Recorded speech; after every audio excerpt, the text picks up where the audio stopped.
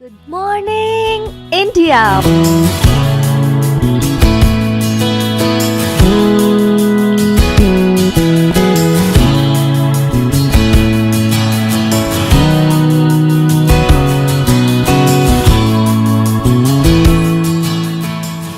Monday to Friday.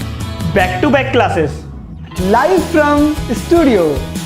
आज ही subscribe करें वाईफाई स्टडी 2.0 चैनल को। Good morning.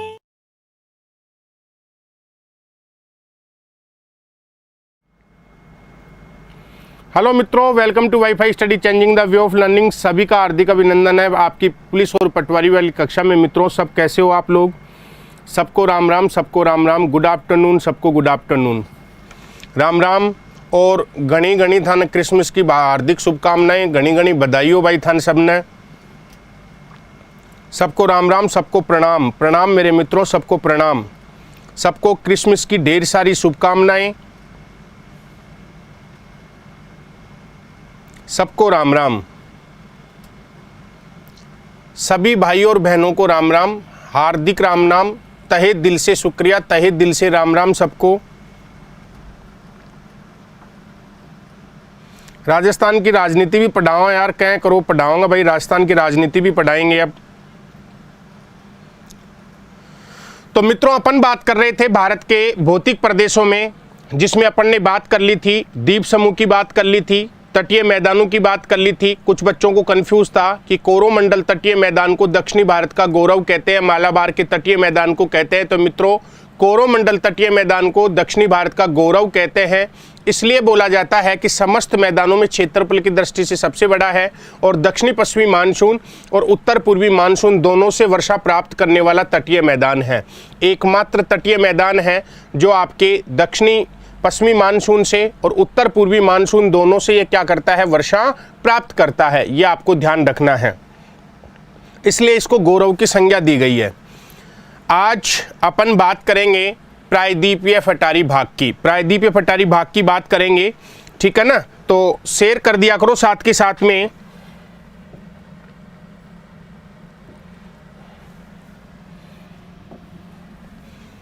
तीसरा अगला पार्ट आपका प्रायद्वीपीय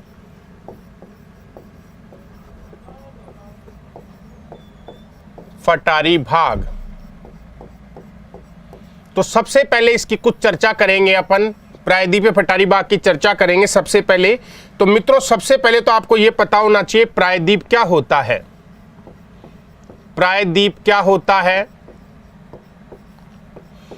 क्या होता है प्रायद्वीप, किसे कहते हैं, प्रायद्वीप क्या होता है। तो आपको याद रखना है, जिसके तीनों ओर पानी हो,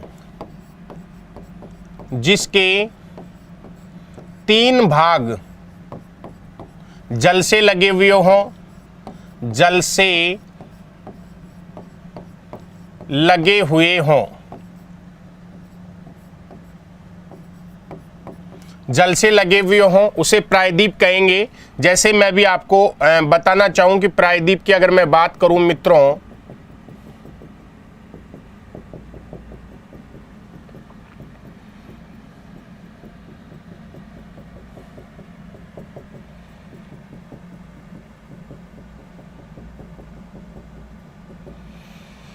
तो ये आपका अरब सागर है,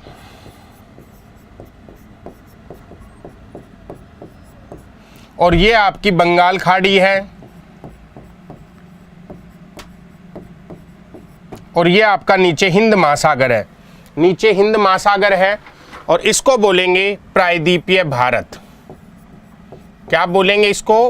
प्रायद्वीपीय भारत, इसको बोलेंगे प्रायद्वीपीय भारत। यहाँ पे इस प्रायद्वीपीय भारत में एक आपको देखने को मिलेंगे प्लेटू, जिनको फटार बोलते हैं, और एक मिलेंगे आपको पर्वत या पहाड़ियाँ, पर्वत या पहाड़ियाँ, ये आपको यहाँ पे देखने को मिलेंगी।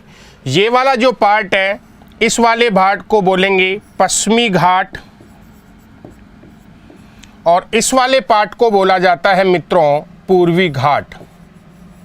इसको पूर्वी घाट बोला जाता है। तो यहाँ तक की चीज़ें आपको समझ में आ गई होंगी। पेनिनसुलर इंडिया बोलते हैं, तो यहाँ तक की चीज़ें आपको समझ में आ गई होंगी। प्रायद्वीप किसे कहते हैं, तो जिसके 3 भाग जल से लगे हुए हों उसे प्रायद्वीप बोलते हैं। अर्थात एक भाग में अरब सागर है, दूसरे भाग में बंगाल की खाड़ी है, इसके नीचे हिंद महासागर है। ये प्रायद्वीपीय भारत है। प्रायद्वीपीय भारत में एक तो आपके प्लेटू देखने को मिलेंगे जिनको हम पठार बोलते हैं, एक यहाँ पे पर्वत और पहाड़ियाँ आपको देखने को मिलेंगी। ये वाला जो तट है इसको पश्चिमी तट या पश्चिमी घाट बोलेंगे, इस वाले भाग को आपके पूर्वी घाट या पूर्वी तट बोलेंगे। क्लियर है? यहाँ तक का मामला सेट है, पूरा का पूरा सारा सेट है मामला। बढ़ू आगे। अब आगे की अगर मैं चर्चा करूं आपके सामने, प्रायद्वीपीय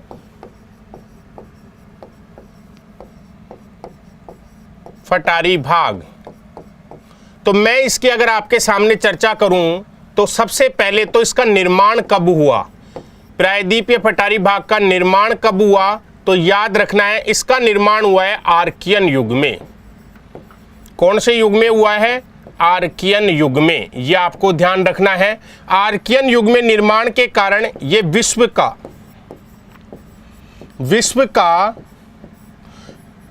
प्राचीनतम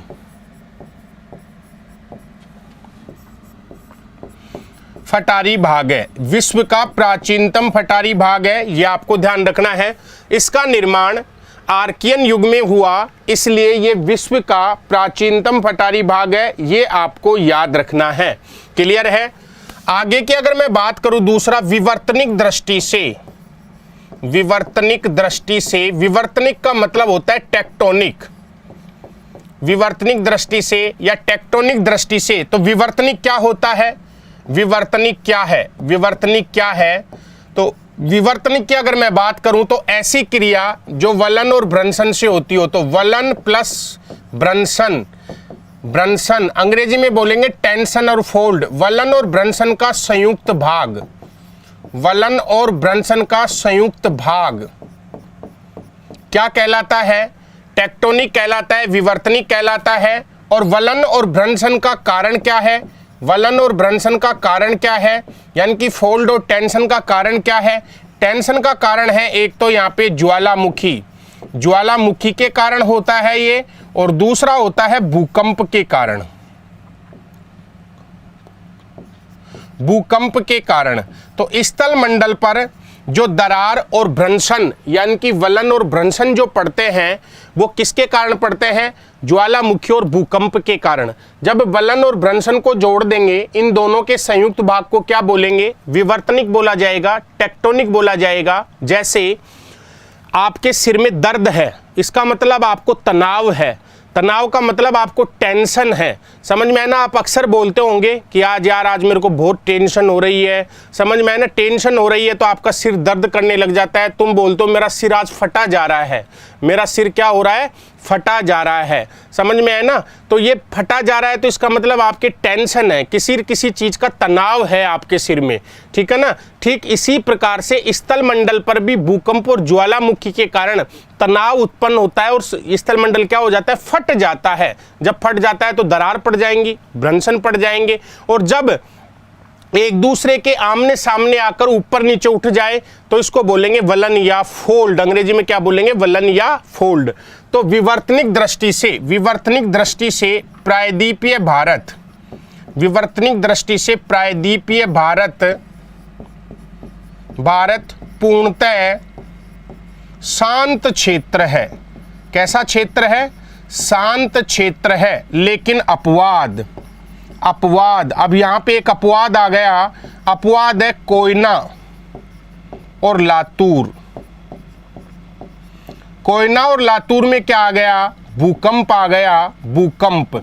और कोयना और लातूर यहां इस भूकंप के कारण, कोयना और लातूर में भूकंप के कारण क्या बन गए? जलाशय बन गए, जिनको अपन डैम बोलते हैं, जिनको अपन बांध बोलते हैं। समझ में है ना? सामान्यतः जो आपका प्रायद्वीपीय पठारी भाग है ये मित्रों वलन और भ्रंशन की क्रिया से मुक्त है। वलन और भ्रंशन की क्रिया से क्या है? मुक्त है। अर्थात भूकंप और ज्वालामुखी से वर्तमान में क्या है? ये मुक्त है। अर्थात वर्तमान में पहले भूकंप और ज्वालामुखी आए होंगे, वर्तमान में शांत है। लेकिन मेरे मित्रों कोयना और लातूर में लेटेस्ट 2004 में भूकंप के कारण यहाँ पे भूकंप आया कोयना और लातूर में। और जब भूकंप आता है तो आपको पता होना चाहिए, आपको देखा होगा बहुत सारे कुओं का पानी चला जाता है और बहुत सारे कुओं में पानी आ जाता है जब भूकंप आता है ना। तो जैसे ये कोई आपके नीचे चट्टान है, ये चट्टान दबी पड़ी है और भूकंप आया, पृथ्वी में कंपन हुआ, ऐसे पृथ्वी हिली और चट्टान क्रैक कर गई। चट्टान क्रैक हो जाएगी तो नीचे जो पानी भरा हुआ होता है ये पानी दरारों के माध्यम से ऊपर आने लग जाता है दाब के कारण, ठीक है ना। तो कुओं में जल स्तर क्या हो जाता है? बढ़ जाता है। तो बहुत सारी बार आपने सुना होगा कि भूकंप आने से कई कुओं में पानी आ गया और कई कुएं सूख गए। समझ में है ना? कईयों का पानी चला जाता है और कईयों का पानी आ जाता है। ऐसा ही एक एग्जाम्पल आपको देखने को मिला भारत में कोयना और लातूर में। तो भूकंप के कारण वहां पे कृत्रिम रूप से नहीं, प्राकृतिक रूप से बांध बन गए। प्राकृतिक रूप से प्रकृति ने बांध बना दिए और उनका नाम है कोयना बांध और लातूर बांध। कोयना बांध और लातूर बांध का जो प्रमुख कारण है वो कौन सा कारण है? आपका भूकंप है। ये आपको याद रखना है और यही क्वेश्चन आपके पटवारी के एग्जाम में पूछ लिया गया। यही क्वेश्चन पटवारी के एग्जाम में पिछली बार पूछ लिया गया कि कोयना और लातूर में जो बांध बने हुए हैं उनका प्रमुख कारण क्या है? ज्वालामुखी है, समझ में है ना, या फिर आपके भूकंप है? तो उत्तर होगा आपका ज्वालामुखी। ये आपको याद रखना है। क्लियर है? क्लियर है? मामला सेट है। यहां से क्वेश्चन बनते हैं, ये ध्यान रखना है। विवर्तनिक दृष्टि से प्रायद्वीपीय फटारी भाग शांत है, लेकिन विवर्तनिक का मतलब मैंने बता दिया। विवर्तनिक का मतलब होता है वलन और भ्रंशन का संयुक्त भाग, और वलन और भ्रंशन का कारण क्या होता है? ज्वालामुखी और भूकंप। तो प्रायद्वीपीय फटारी भाग विवर्तनिक दृष्टि से शांत है, पूर्णतः शांत है, लेकिन अपवाद के रूप में कोयना और लातूर में भूकंप के कारण जलाशयों का निर्माण हुआ है। याद रखना है, ये आपको याद रखना है। क्लियर है? शेयर भी करो यार, मेरे को बोलना पड़ता है बार बार, आप शेयर नहीं करते हो। अब अगली में अगर बात करूं तो जो प्रायद्वीपीय फटारी भाग है, प्रायद्वीपीय फटारी भाग, इसको अपन दो भागों में बांटकर इसकी अध्ययन करेंगे। दो भागों में बांटकर अध्ययन करेंगे। पहला यहां की पहाड़ियां, यहाँ के पर्वत, कौन सी पहाड़ियां और कौन सा पर्वत है, और दूसरा अध्ययन करूंगा फटार, यहाँ पे कौन कौन से प्लेटू है, यहाँ पे कौन कौन से प्लेटू हैं। तो दो भागों में बांट दिया मैंने, प्रायद्वीप के फटार और प्रायद्वीप की पहाड़ियाँ। यहाँ पे कौन कौन सी पहाड़ियाँ हैं और कौन कौन से फटार हैं, इसका अपन अध्ययन करेंगे। तो यहाँ पे पटारों की अगर बात करें तो सबसे पहले अपन ये लेते हैं यहाँ के प्लेटू। प्रायद्वीप भारत के कौन कौन से प्लेटू हैं, इनकी मैं चर्चा आपके सामने करने वाला हूं। तो ये आपको देखना है। अब एक मानचित्र आपको दिख रहा है पूरा मानचित्र। ये प्रायद्वीप के पूरे प्लेटू हैं। दिख रहा होगा मानचित्र, हाँ या ना, जल्दी बता दीजिए। ये प्रायद्वीप के प्लेटू हैं, प्रायद्वीपीय भारत के प्लेटू, भारत के फटार। प्रायद्वीपीय भारत के फटार कौन कौन से हैं, आराम से देख लो। ये आपको दिख रहा होगा, ये आपका है काठियावाड़ का फटार। दिख रहा है काठियावाड़ का फटार? ये काठियावाड़ का फटार है जो कहाँ पे फैला हुआ है? गुजरात में। काठियावाड़ का प्लेटू कहाँ पे है? गुजरात में है। ये दक्कन पठार है, दिख रहा होगा पूरा का पूरा, ये आपका दक्कन पठार है। दिख रहा होगा पूरा, दिख रहा होगा आपको दक्कन प्लेटू, दिख रहा है दक्कन पठार, दिख रहा है दक्कन प्लेटू। दक्कन प्लेटू का विस्तार अगर मैं बात करूं तो दक्कन प्लेटू का विस्तार कहां पे है? इसका सबसे ज्यादा विस्तार है महाराष्ट्र में। सबसे ज्यादा विस्तार कहां पे है? महाराष्ट्र में है। दक्कन पठार की अगर मैं बात करूं, सबसे ज्यादा विस्तार इसका महाराष्ट्र में है। कुछ पार्ट इसका गोवा कर्नाटक में भी आता है, इसका कुछ पार्ट गोवा और कर्नाटक में भी आता है, कुछ पार्ट इसका कहां आता है? गोवा प्लस कर्नाटक में। और ये जो दक्कन पठार है ये आपको याद रखना है मित्रों, ये ज्वालामुखी से बना हुआ है। किससे बना हुआ है?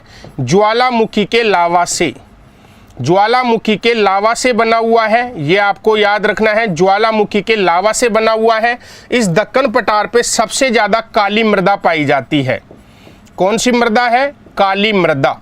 सबसे ज़्यादा कौन सी मृदा पाई जाती है? यहाँ पे काली मृदा पाई जाती है, याद रखना है। और इसी प्लेटू पर सबसे ज़्यादा किसकी खेती होती है? कपास की खेती होती है। यहाँ किसकी खेती होती है? कपास की, कपास की खेती होती है। तो ये 3-4 चीज़ें आपको याद रखनी है मेरे मित्रों, समझ में है ना? ये ध्यान रखना है। ये महाराष्ट्र में है, कुछ पार्ट इसका गोवा कर्नाटक में भी है। ये ज्वालामुखी के लावा से बना हुआ है और यहाँ पे काली मृदा सबसे ज़्यादा पाई जाती है। अब बात करते हैं कर्नाटक पठार की। आपको दिख रहा होगा ये प्लेटू आपका कर्नाटक प्लेटू है, ये आपका कर्नाटक प्लेटू है। दिख रहा है कर्नाटक पठार? आपको दिख रहा है कर्नाटक पठार? दिख रहा होगा मित्रों। यहां पे कर्नाटक पठार है, यहां पे मित्रों एक कुद्रेमुख लोहे की खान है। लोहा खान, लोहे की क्या है? लोहे की क्या है? खान है। कुद्रेमुख यहाँ पे क्या है? लोहे की खान है। ये आपको याद रखना है। कर्नाटक प्लेटू का पार्ट है कुद्रेमुख, जहां पे लोहा निकलता है, लोहे की खान है। ये आपको याद रखना है। क्लियर है? अब ये नीचे दिख रहा होगा आपको, देखो ये नीचे दिख रहा होगा कोयम्बटूर प्लेटू, कोयम्बटूर प्लेटू।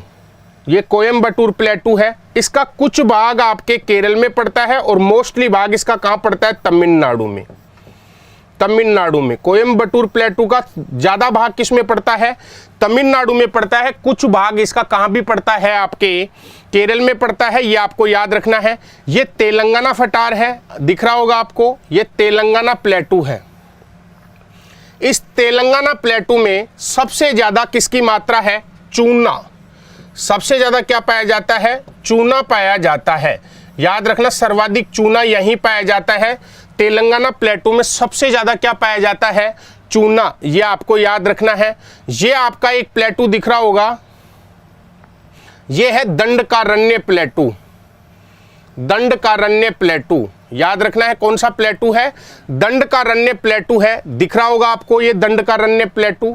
दंडकारण्य प्लेटू जो है ये कहाँ कहाँ फैला हुआ है, इसकी अपन चर्चा कर लेते हैं। दंडकारण्य प्लेटू तो देखो कहाँ कहाँ फैला हुआ है मित्रों। ये फैला हुआ है आपके, कुछ पार्ट इसका झारखंड में आता है, कुछ पार्ट इसका आंध्रा में भी आता है और कुछ पार्ट इसका उड़ीसा में भी आता है। ये आपको ध्यान रखना है। कुछ पार्ट इसका, ये विदर्भ प्लेटू है, विदर्भ पठार। ये विदर्भ है जिसका पार्ट किस में आता है? छत्तीसगढ़ में। कहाँ पे आता है इसका पार्ट? छत्तीसगढ़ में आता है। ये आपको ध्यान रखना है, छत्तीसगढ़ में आता है। कुछ पार्ट इसका झारखंड में भी आता है, ये आपको ध्यान रखना है। छत्तीसगढ़ प्लस झारखंड दोनों में आता है इसका पार्ट, याद रखना है आपको। और ये आपका छत्तीसगढ़ प्लेटू है, स्पेशल छत्तीसगढ़ प्लेटू है, ये आपको ध्यान रखना है। ये छत्तीसगढ़ प्लेटू है। और ये आपका छोटा नागपुर प्लेटू है, ये ध्यान रखना है, छोटा नागपुर प्लेटू है, ये आपको ध्यान रखना है। और छोटा नागपुर प्लेटू में सबसे ज्यादा क्या निकलते हैं? खनिज निकलते हैं। क्या निकलते हैं? खनिज। इसलिए इसको बोलते हैं भारत का रूर। भारत का क्या बोलेंगे? रूर। भारत का क्या बोलेंगे इसको? रूर। भारत का रूर बोला जाता है छोटा नागपुर पठार को, याद रखना है। और छोटा नागपुर पठार पर ही झारखंड की राजधानी क्या है? रांची। रांची स्थित है। छोटा नागपुर पठार पर ही झारखंड की राजधानी रांची स्थित है। रांची राजधानी ये झारखंड प्लेटू पे ही स्थित है, ये छोटा नागपुर पे ही है, ये आपको याद रखना है। और ये पूर्णतः झारखंड में है। कहाँ पे है ये? झारखंड में है, ये आपको याद रखना है। समझ में है ना? ये ध्यान रखना है। छोटा नागपुर पठार में सबसे ज्यादा खनिज पाए जाते हैं, ये आपको याद रखना है। इसलिए इसको भारत का क्या कहते हैं? रूर कहते हैं। भारत का रूर कौन से पठार को कहते हैं? छोटा नागपुर पठार को कहते हैं, ये आपको ध्यान रखना है। और झारखंड की राजधानी रांची कौन से प्लेटू पर स्थित है? तो झारखंड की राजधानी रांची छोटा नागपुर पठार पर स्थित है, ये आपको ध्यान रखना है। क्लियर है? आराम से स्क्रीनशॉट ले लो, पूरा स्क्रीनशॉट ले सकते हो।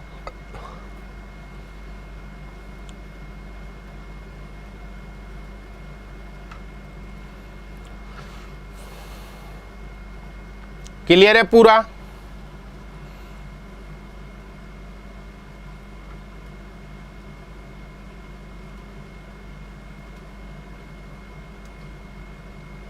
मामला सेट है क्या? जल्दी बता दो।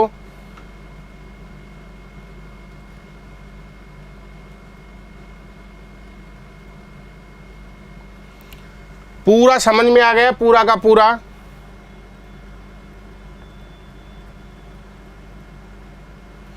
अब मैं आगे की बात करता हूं आप लोगों के सामने। इसके जस्ट मैं आगे चल रहा हूं, तो इसके जस्ट आगे अगर मैं चलूंगा तो आपको एक चीज देखनी है यहां पे।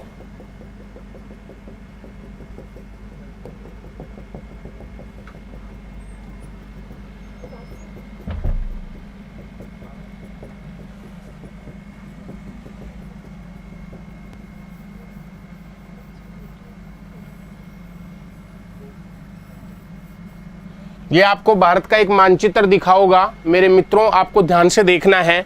ये जो है, ये जो कटा है, इसको बोलते हैं गारो राजमहल दर्रा। गारो राजमहल दर्रा, या इसे बोलेंगे मालदा भ्रंश। मालदा भ्रंश। यहां पे एक प्लेटू है, ये वाला जो प्लेटू है इसको बोलेंगे शिलांग फटार। कौन सा? मेघालय प्लेटू बोल दो चाहे तो इसको मेघालय, मेघालय फटार बोल दो, या इसको बोल दो शिलोंग फटार। शिलोंग फटार, बात एक ही है। मेघालय प्लेटू या शिलोंग फटार, आपको याद रखना है मेघालय प्लेटू और शिलोंग फटार प्रायद्वीपीय भारत के ही भाग हैं। प्रायद्वीपीय फटारी भाग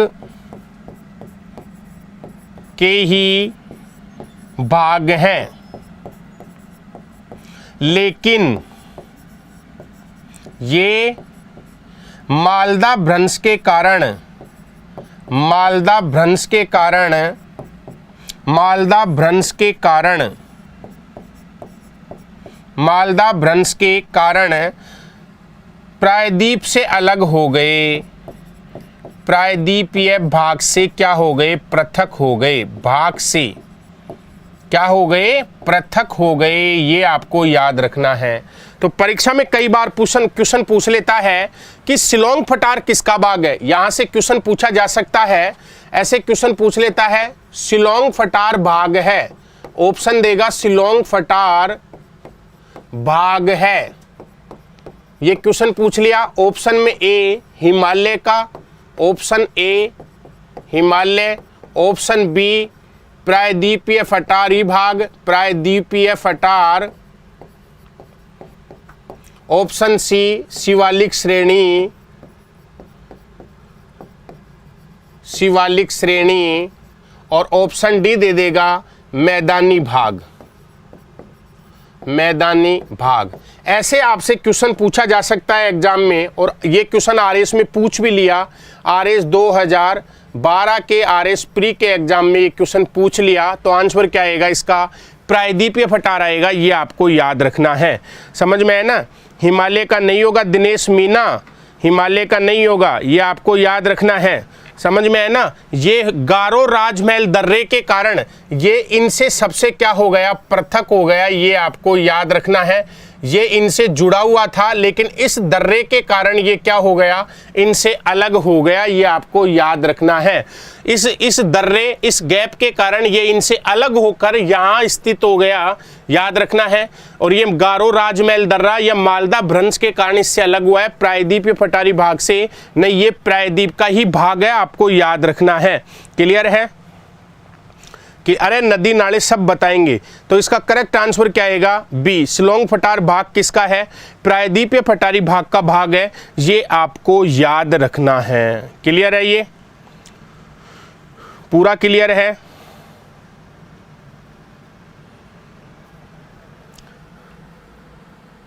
परवल चौहान, बांध का निर्माण कैसे हुआ? भूकंप आया, आंतरिक भाग में जो पानी था, ऊपर उसके नीचे कोई चट्टान थी, ये नीचे जल भरा हुआ है, चट्टान में क्रेक आ गया, दबाव के कारण धीरे धीरे पानी धरातल पर आने लग गया और स्वाभाविक रूप से बांध बन गया।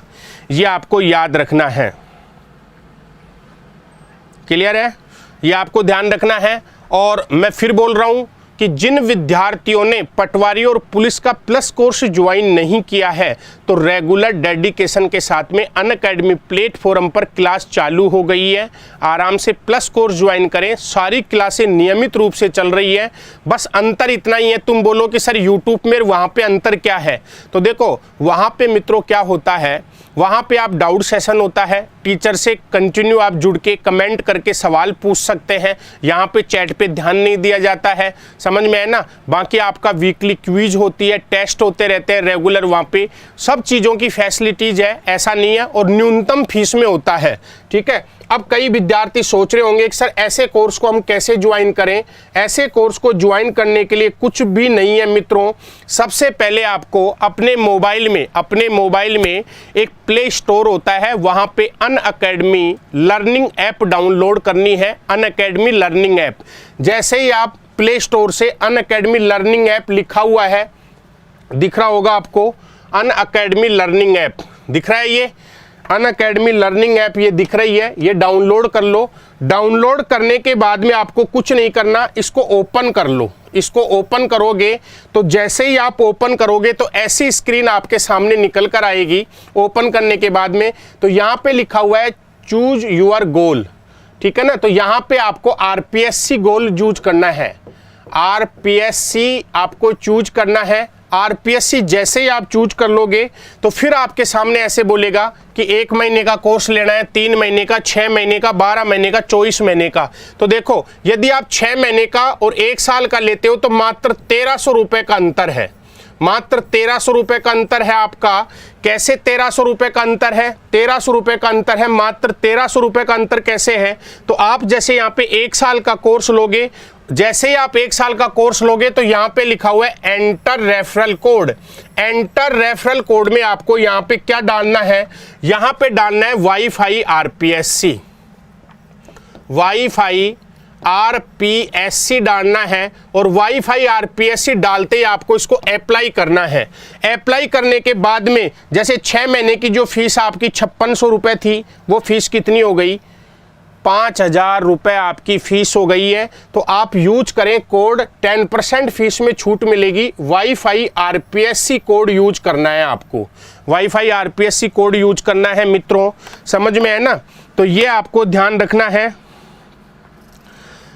और आज 2 दिन हो गए हैं आपकी क्लास अनअकैडमी पे चलते हुए, रेगुलर नियमित रूप से क्लास चल रही है। तो आज ही ज्वाइन करो इस क्लास को, आज ही ज्वाइन करो मेरे मित्रों। बहुत बढ़िया तरीके से समझ में आ रहा होगा, क्योंकि सारी चीज़ें सिस्टम को चलाने के लिए कुछ चीज़ों की जरूरत होती है, ठीक है।